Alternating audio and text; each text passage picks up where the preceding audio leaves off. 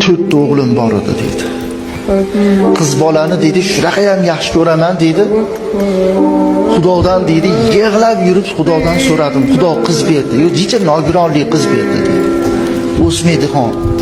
Gapi yaxshi, tili yaxshi, yeb ichishi yaxshi-yu, bir og'rig'i bor, shu og'rig'i tufaylidan katta bo'lmadi deydi.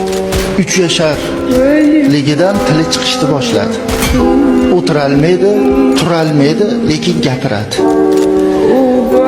Shu darajadaki mehrini men shunday qiz bolani mehrini dedi domla, shu narsada bildimki deydi, tishi chiqib qichishi yasa, akasi qo'lini nima qilsa tishlaydi, ayasi qo'lini nima qilsa tishlaydi. Dadasi siz ham qo'lingizni qurma qilib ko'ringchi desa, qo'limni qilsam menikini tishlamaydi dedi. Keyin e'tibor qilman dedi, yig'lab turgan bo'lsa ham men kirib borsam yig'idan to'xtaydi dedi.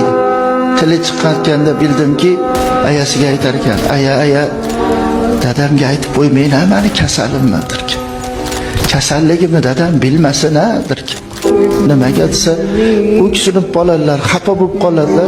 Nima deb xafa bo'ladilar desa, meni qizim kasal ekan deb xafa bo'lib qoladilar-da. Hali tuzalaman, aya. Hali tuzalaman, aya. Ro'molchalarini yuvib beraman, paypoqlarini yuvib beraman. Deydi xon bo'ldi. 5 yashar bo'lganda aya ha, menga ham ovqat qilishni o'rgating deydi. Ha, o'tira olmaysiz, tura olmaysiz, yura olmaysiz-ku desa, o'rgatib qo'yavering. Nimaga desa, dadamga shirin ovqat qilib beraman. Og'riq dodalodod qilib turgan bo'lsa ham, ayasiga injiqlik qilayotgan bo'lsa ham, og'riqni qattig'idan chidolmay turgan bo'lsa ham, shunday kirsam o'zini soqqa savoladi deydi. 6 yasharida 3 yasharga o'xshab turardi deydi. Qarang, 6 yasharida 3 yasharga o'xshab turardi. Kirsam gaplashib to'ymasidim shu qizim bilan deydi. Qarang, to'ymasidim.